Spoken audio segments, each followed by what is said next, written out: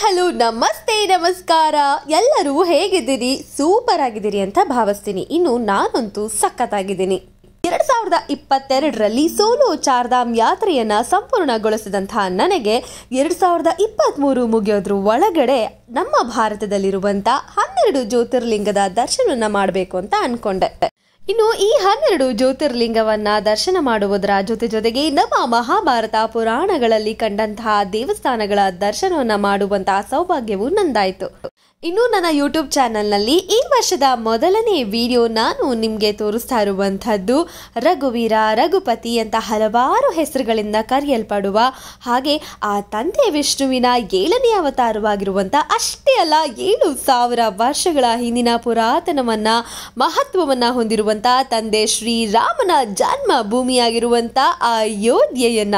ಮಥುರಾದಲ್ಲಿದ್ದಂತಹ ಆ ಕಳ್ಳ ಕೃಷ್ಣನ ಅದ್ಭುತವಾದ ದರ್ಶನವನ್ನ ಮುಗಿಸ್ಕೊಂಡು ಅಲ್ಲಿಂದ ರಾತ್ರಿ ಬಸ್ ಹತ್ತಿ ನಾನು ಬಂದದ್ದು ಆ ಶ್ರೀರಾಮಚಂದ್ರನ ಜನ್ಮಭೂಮಿಯಾದಂತಹ ಅಯೋಧ್ಯೆಗೆ ಅಯೋಧ್ಯೆ ನಗರದಲ್ಲಿ ಇರುವಂತಹ ಸರಿಯು ನದಿಯಲ್ಲಿ ಸ್ನಾನವನ್ನ ಮುಗಿಸ್ಕೊಂಡು ನನ್ನ ನಡೆ ಹೊರಟದ್ದು ಆ ತಂದೆ ಶ್ರೀರಾಮನ ದರ್ಶನಕ್ಕಾಗಿ ಇನ್ನು ಅಯೋಧ್ಯೆಗೆ ಯಾರೇ ಬಂದರೂ ಕೂಡ ತಂದೆ ಶ್ರೀರಾಮನ ಪರಮ ಭಕ್ತನಾಗಿರುವಂತ ಹನುಮಾನ್ ಗಡಿಯಲ್ಲಿರುವಂತ ಸ್ವಾಮಿ ಹನುಮಂತನ ಆಶೀರ್ವಾದವನ್ನ ತೆಗೆದುಕೊಂಡು ಹೋಗ್ತಾರೆ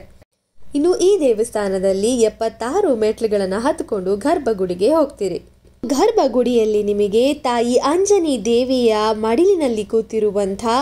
ಬೆಳ್ಳಿಯ ಬಾಲ ಹನುಮಾನನ ಮೂರ್ತಿಯನ್ನ ಕಾಣಬಹುದು ಇನ್ನು ಅಯೋಧ್ಯೆಯಲ್ಲಿ ನಿಮಗೆ ಆ ತಂದೆ ಶ್ರೀರಾಮನಿಗೆ ಸಂಬಂಧಿಸಿದಂತಹ ಸಾಕಷ್ಟು ದೇವಸ್ಥಾನಗಳು ಹಲವಾರು ಕಟ್ಟಡಗಳನ್ನ ನೋಡಬಹುದು ಇನ್ನು ನಾನು ಹೋದಂತಹ ಸಮಯದಲ್ಲಿ ಆ ಶ್ರೀರಾಮ ಮಂದಿರದ ಕಟ್ಟಡವು ನಿರ್ಮಾಣವಾಗ್ತಾ ಇದ್ದು ಕಟ್ಟಡದ ಸಮೀಪದಲ್ಲೇ ಒಂದು ಪುಟ್ಟ ಗುಡಿಯನ್ನ ಕಟ್ಟಿಸಿ ಆ ತಂದೆ ಶ್ರೀರಾಮನ ದರ್ಶನಕ್ಕೆ ಏರ್ಪಾಡನ್ನ ಮಾಡಲಾಗಿತ್ತು ದೇವಸ್ಥಾನದ ಒಳಗಡೆ ಯಾವುದೇ ರೀತಿಯಾದಂತಹ ಮೊಬೈಲ್ ಫೋನ್ಸ್ಗಳಾಗ್ಲಿ ಗ್ಯಾಜೆಟ್ಸ್ಗಳಾಗ್ಲಿ ಅಥವಾ ನಮ್ಮ ಬ್ಯಾಗ್ಸ್ಗಳು ಕೂಡ ಅಲೋಡ್ ಇಲ್ಲದಂತಹ ಕಾರಣಗಳಿಂದ ನಾನು ಯಾವುದೇ ರೀತಿ ಫೋಟೋಸ್ಗಳು ಅಥವಾ ವಿಡಿಯೋಸ್ಗಳನ್ನ ಮಾಡಲಾಗ್ಲಿಲ್ಲ ಆದರೆ ಆ ತಂದೆಯ ದರ್ಶನವನ್ನ ಮಾಡಿ ತುಂಬಾನೇ ಖುಷಿ ಆಯಿತು ಆದರೆ ಸದ್ಯದ ಮಟ್ಟಿಗೆ ಈ ವಿಡಿಯೋದಲ್ಲಿ ನಿಮ್ಮೆಲ್ಲರಿಗೂ ಅಯೋಧ್ಯೆಯ ಬಗ್ಗೆ ನನಗೆ ಇಷ್ಟು ಮಾತ್ರ ತೋರಿಸೋಕೆ ಆಗಿದ್ದು ಇದೇ ಜನವರಿ 22ರಂದು ಶ್ರೀರಾಮ ಮಂದಿರದ ದೇವಸ್ಥಾನದ ಪ್ರತಿಷ್ಠಾಪನೆ ನಡೀತಾ ಇದೆ ನಾವೆಲ್ಲರೂ ಕೂಡ ಆದಷ್ಟು ಬೇಗ ಅಯೋಧ್ಯೆಯಲ್ಲಿರುವಂತಹ ರಾಮನ ಮಂದಿರಕ್ಕೆ ಹೋಗಿ ಆ ತಂದೆಯ ಆಶೀರ್ವಾದವನ್ನ ಪಡ್ಕೊಳ್ಳುವಂತಾಗ್ಲಿ ಇನ್ನು ಈ ವಿಡಿಯೋ ನಿಮಗೆ ಇಷ್ಟ ಆಗಿದ್ರೆ ಲೈಕು ಶೇರು ಸಬ್ಸ್ಕ್ರೈಬು ಮಾಡೋದನ್ನ ಮಾತ್ರ ಮರಿಬೇಡಿ ಇನ್ನು ಗಟ್ಟಿಯಾಗಿ ಹೇಳಿ ಜೈ ಶ್ರೀರಾಮ್ ಎಂದು